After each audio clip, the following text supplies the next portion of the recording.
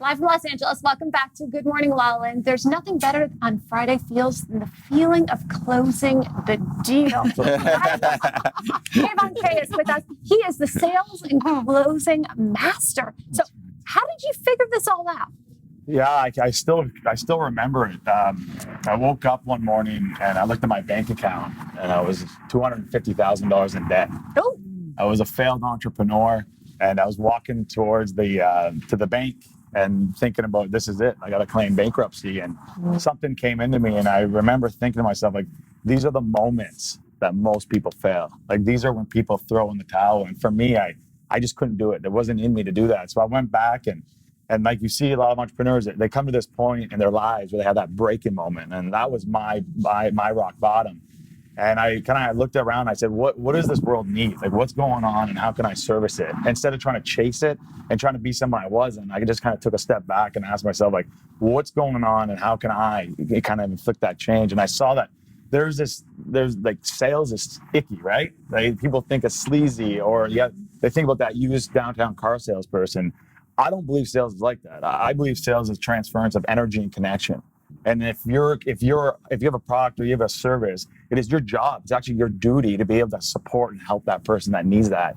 And for me, sales is about getting onto that connection, creating that energy to create that safe environment so people can actually identify with that service or identify with that product and be able to claim it themselves instead of me shove it down their throat. So, but what if you don't exactly have a service or a product to sell, right? How can you close the deal in the conversation, whether you're an artist or someone who's looking to close the deal and really get the job? Yeah. How can we master that exchange? I love you said that, because I believe everyone here is a salesperson. You're either selling your kids, right? I would say you're selling your job, you're selling your ideas, you're selling your coworkers, whatever that is. The number one for me is understanding who you're speaking to. We're all different and we all have different personalities and we all communicate and operate differently. So when you can identify who you're actually speaking to and what their needs or what their wants are and make it about them. See, a lot of salespeople make it about themselves. And I always say it's not about the commission, it's all about the mission. And when you come from a service-based kind of operating level, that's when you can actually influence people. That's when you can create that safe environment so people can make the decision. So again, if you're looking to get an acting, like we just had, an acting gig, or you're looking to connect with the CEO, it's about creating a safe environment for them so that they can feel safe to listen to you and they can trust you. Because people only want to do business with people they know, they like, and trust. I love that. So how do I create that safe environment? And what is it I need to understand about the customer, client, or audience in order to make... We're not talking about Friday night dates over here. Just well, no, I can just translate it. Let's talk about it. So translate right to dating. There's four main types of personalities, right? You got what I call as the analyzer. So these are more the engineer types. They're the facts, the figures. So when you're speaking to them, you can't speak about the dream. You can't be all loud. You got to just speak to them directly and as if what it is, it is. And then you have what we call as the nurturers. Those are the mothers, right? So they're not about the money. They're not about the hustle. They're more about the impact. And you can see my tonality changes, because if I came with them and I started talking like this to the nurturers, they just kind of melt away and you lose them.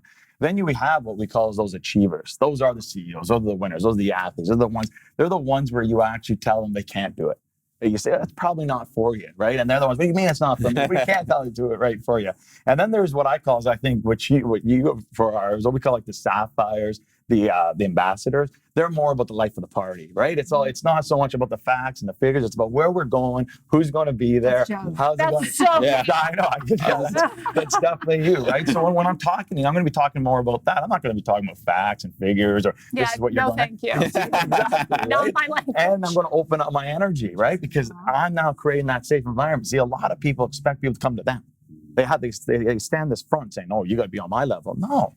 If you want to actually influence people, you want people to respect you and love you, you got to go to their level and speak to them on that level, because that's when actually the connection happens, because you created that energy. I love that. And I have a lot of the gals in my other platform, Society. They are the nurturers. They want to do, money actually doesn't motivate them. At all. It's actually all about the mission. They want to make a difference in the world. It's about impact. It's about service of others. And they put everybody first before them, right?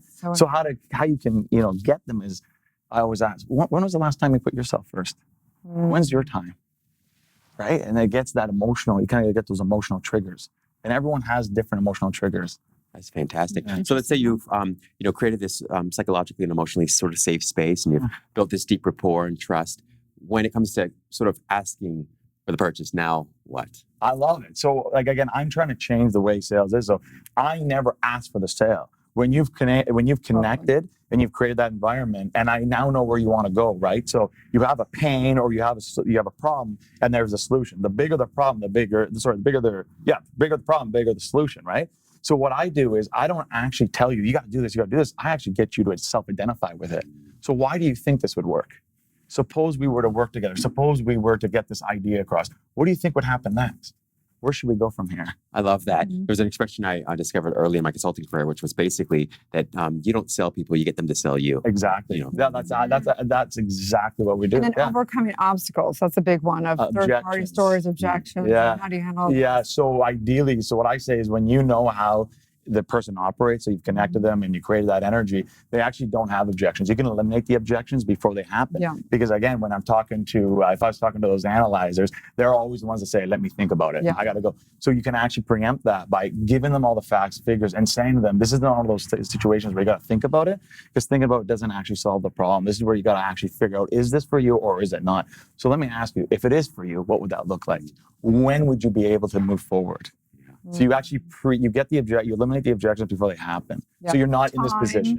Money. What else? It's time. Well, the biggest thing, right? Time, money, and mental energy. Mm-hmm. Everything else they'll say like is all just all like wrapped in a basket of those three. It's just it's either you always hear I don't have the time, I don't have the money. Oh, the third one is let me speak to my business partner. Or I don't understand it. Maybe. Let me speak to my wife. Well, if they say I don't understand, Yeah, you've not done a good job. So like you should not be doing this. Thank you for sharing your expertise. Please tell everyone where they can find, follow, and work. Yeah. So if you want to learn more about how I connect and how I'm changing, the world of sales, you can just go to Kayvon.com. That's Kayvon.com. Fantastic. Thank you so much. See you back with more Good Morning LaLa Land.